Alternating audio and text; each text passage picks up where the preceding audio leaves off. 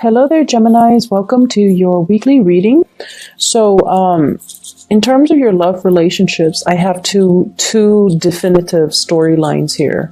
So take what fits for your situation, okay? And because I feel like I'm speaking to two groups of people, but the underlying energy is that there is, for those in relationships, I feel like there's third-party situation. There's third-party interference in your relationship, as well as some of you, honestly, potentially stepping out on your relationship partner. And I feel like the energy is sort of like split this way. So I want to talk about, first of all, the person that you're dealing with. Okay, this is the partner. And for those of you in a partnered relationship, I feel like it's a marriage, and I feel at least, this is somebody that's been given a title. So we have here the Empress. And because it's somebody that has a definitive role, I feel like, this can be a wife, a husband, or even a girlfriend or a boyfriend, somebody with status, somebody that has been given a title. And the way that this person is, they're very maternal, they're very nurturing, very, very caring.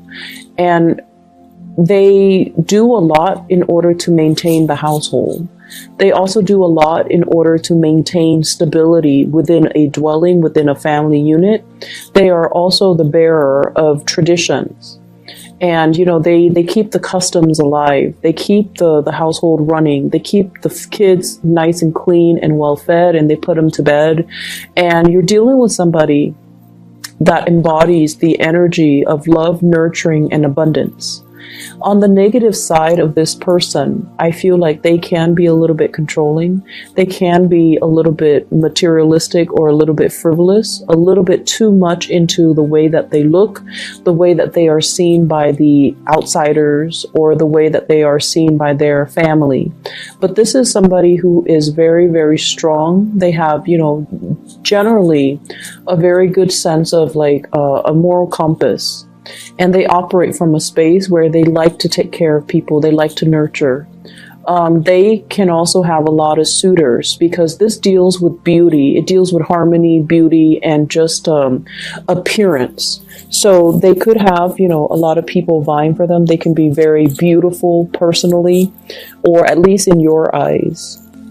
And I feel as if, with this Empress energy, and it's right next to the High Priestess.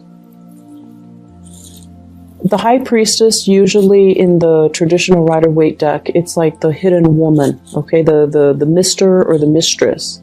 The person that we are keeping on the side, or the person that is not in the public eye. So for many of you, I just see this opposition here between the Empress, the person that you're seen in the public eye with, and the High Priestess, the person that's kind of like operating and working behind the scenes. And I feel as well that, you're divided between two people. You might also have two people that are in your environment that you're juggling, or you're stepping out on a relationship. What's coming in at the beginning of the deck, the spread here, is the Seven of Swords. And the Seven of Swords is a situation where it's not entirely upfront and honest and seeing the light of day. It's like keeping things from, it's like holding back on communicating whole truths, okay? Hiding things, keeping things under wraps, keeping things hidden. So it's sort of like all these questions are coming at you, and you're kind of dodging or being evasive. Or at least, if this is not coming from your end, somebody is dodgy or being evasive when it comes to, trying to get to the bottom of things, trying to get answers, trying to get some type of clarity in a situation. And when it comes out as this, as a sword energy, I feel like a lot of it is coming from your end, where you're dodging people in the interrogation process, where you're being very evasive. You're being very careful about what you're revealing, and you're also being very careful about what you're holding back and what you're choosing very wisely, actually, what you're choosing to tell people, what questions you're choosing to ask or answer, and what questions you're choosing to evade. So there's this evasiveness that's coming through, and I feel like in the relationship sector, it usually denotes, third parties. It usually denotes another person that's in the mix. I'm also feeling as well that you could also be dealing with somebody that is like this, where they're keeping some information hidden from you and you're trying to find out. You could be getting to know this person, and you might see this person as the one that you want to, build a relationship with. But there is some sense of like, they're either in your eyes being evasive, or they're kind of mysterious. They're kind of hard to pin down. And because of it, the attraction between you and this other person is very, very, it's felt on a very spiritual, on a very deep rooted level. As well as this sense of bewilderment, this sense of mystery, this sense of wanting to possess another person, wanting to know them inside and out, wanting to ask these questions. But for whatever reason, you're going about it, asking the questions in a very roundabout way. And I feel like the energy flows both ways, okay? For others of you, you could be dealing here with a fire sign. We have here the Knight of Wands. This is somebody that hails from a foreign place, from a foreign land. And I usually associate it with this with Sagittarius, which is your polar opposites. But it could be, another, whatever fire sign, Sagittarius, Aries, or Leo, Sun, Moon, or Rising. This is someone who's quite passionate. They don't stop in one place for too long. It's like, the Rolling Stone gathers no moss. They have that mentality. They're very here today, gone tomorrow. They're very exciting. They're very passionate. They go after what they want. And I feel almost like relationships are nice in their lives, but they're kind of like the nomad. They're constantly looking for new pastures. They're constantly looking for new adventures. They're constantly looking for new land to explore, to roam, to conquer. And I also feel as if you're involved with this person, there's a lot of things in their past that you're trying to figure out. But I don't know why. It's just the communication is not very straightforward. It's almost like you both are feeling this really strong attraction towards one another, but there's a sense of like, they're like this. Can I trust them? Or they're also wondering, the Gemini person is like this. Can I trust them to be truthful and faithful? And then you're wondering, can I trust this person to be truthful and faithful as well? So if you're dealing with a fire sign, Sagittarius, Aries, Leo, Sun, Moon, or Rising, there's this element of wanting to tame the beast, to possess the person, to have them do your bidding, to want to control them, to try to like contain fire, that wand's energy, to try to contain it in your hands. So you might have very well met your match for this week, Gemini. And, this is not just somebody that just randomly comes into the picture. I feel like there are things about them that kind of, it's almost like the attraction, I feel, is very strong, as well as the temptation to want to control, to possess. They could be very possessive towards you, and you could be likewise very possessive towards them. And I feel like there are clashes when it comes to egos. One person wants to be free. One person wants to, I'll come and go as I please. I can't be contained. And then the other person wants to possess, wants to control, wants to dictate, how the relationship is going to go. And so it's almost like in the process of trying to contain fire in your hands, you might get burned. You want to be a little bit careful if you're dealing with this character. Not that they're not a bad person, but they value their independence so much that it's going to be very difficult for you to tell them, you know, like, I see this energy. You sit where I tell you to sit, you know. It's not that severe, not that controlling or manipulative, but I feel like it's this back and forth that you have with another person. And the back and forth, the communication though, is very, very, very wavy. It's not straightforward. And so in order to deal with this type of energy, if you're dealing with somebody that you really like and you want to, you know, build something with them, clear communication, especially if it's a fire sign, Geminis, you need to be very straightforward with your intentions. You need to communicate in a very matter-of-fact, blunt manner, because I feel like all fire signs really appreciate is just, you know, they don't like cryptic messages. They're too impatient to try to figure things out. And they're too impatient to wait for you to state your intentions. So the way to deal with this is with the High Priestess energy coming in the middle of the spread. It's sort of like, let's try not to hold back when it comes to communication. Let's be very clear, and let's not be cryptic when we are dealing with other people. It's a general, you know, good rule in life. But I feel like for some of you, there are just some things here with power struggles and control that's really interfering with your relationships. Okay. For others of you, it could be this fire sign that is stepping out on the relationship. There's an overall sense of mistrust between you and them.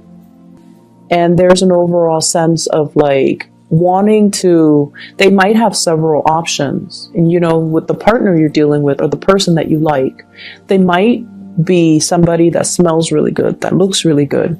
I see a lot of flowers here, so I'm tempted to say like smell. Somebody who's very, very tactile. They could very well be, you know, extremely beautiful, handsome. They take care of themselves. They're on a pedestal. They're just kind of like floating up there. So it's like you at least put them on a pedestal and you feel like they're too good to be true. You want to possess. You want to bring them back down to earth. Or likewise, somebody could be doing this to you. But I just feel as if it's an energy of like freedom versus commitment. And it's an expansive energy as well that deals with, it's stirring up some insecurities from both parties. And as a result of it, I feel that it can be very challenging when it stirs up our insecurity and when we feel like we can't communicate properly. We feel very rattled by the other person whenever we're around them, and we can't really gauge their intentions, or we can't really gauge what we're about to do, or they're coming so fast and so they're coming on so fast and so strong that you wonder, do they do this with everybody? Am I just, you know, one of their groupies? Am I just one of the person that's following their lead, or do they actually have a specific place in their heart for me? So I feel like it's stirring up some anxieties as well as some insecurities within you. It's exciting. It's very exciting, but it's also very topsy-turvy. And so what you decide to do, I feel, is that you need to take control of the situation, and you need to have some type of clear and straightforward communication. So rather than, you know, keeping them at bay and potentially driving them away, if you really like them, you want to have some type of a mutual understanding, agreement, consensus, or at least, you know, allow them to kind of just understand where you're coming from. Because I feel an energy of like, you know, you can leave, just go, I don't need you. But deep down, you do need them. You want them to come back, but you want to play it off. You want to appear aloof. And so I feel like there are a lot of cues, things that are lost in translations. There are also a lot of miscommunication as well that needs to be worked out. I don't feel like it's getting resolved. but it needs to definitely be worked out in this spread, okay? At least for this week.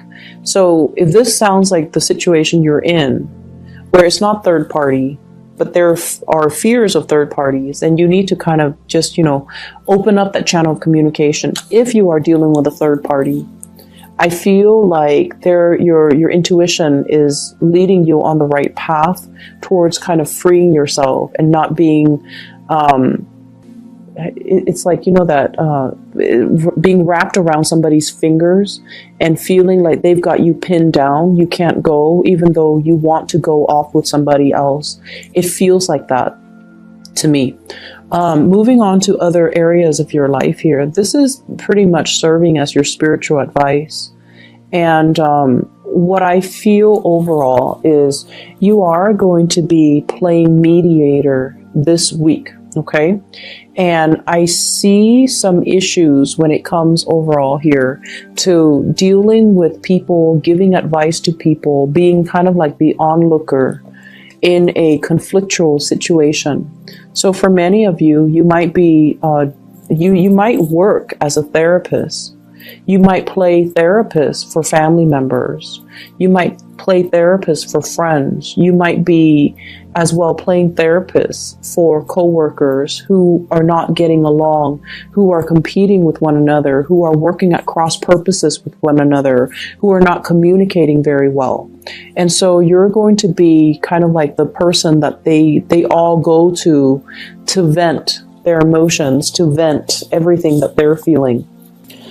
So whatever, frustrations other people are dealing with, they're going to come to you, and you're going to be kind of like that shoulder for them to cry on here with this Queen of Cups. And I also feel, this is family, this is friends coming in, as well as people in the workplace, not so much coworkers, maybe even people that you're managing, supervising, teaching. There's a big element here about training. Learning a new craft, learning a new skill. Everybody's on board, working in the same direction, building something of lasting value. And I feel like, it's a process where we want it a specific way, but then we understand that the skill set of the people that are tasked with completing this process, they might not be capable, they might not be competent. So we kind of have to lower our expectations and kind of like go to their level to teach them where they're at. So I see you as being sought after for advice, for your opinion, for your skills and expertise. And I also see you giving logical, tangible advice on the practical front, but also giving, emotional advice as well in other areas. There could also be conflict between you and a water sign, okay? So Pisces, Cancer, Scorpio, Sun, Moon, or Rising, regarding, this is a card about competition here. So you could be competing with each other. If it's somebody who's also in very high demand, they might do things differently than you because, you're an air sign, they're a water sign. They're not going to move as fast as you'd hope. So if you're waiting on them, there's going to be that element of frustration. The career front is looking really, really good here with the sun. The sun indicates to me, the spotlight. It's sort of like the areas where you shine, or the areas where you're very, very visible. Everybody sees everything that you're doing. But it's next to the Three of Pentacles, which denotes that people are soliciting you.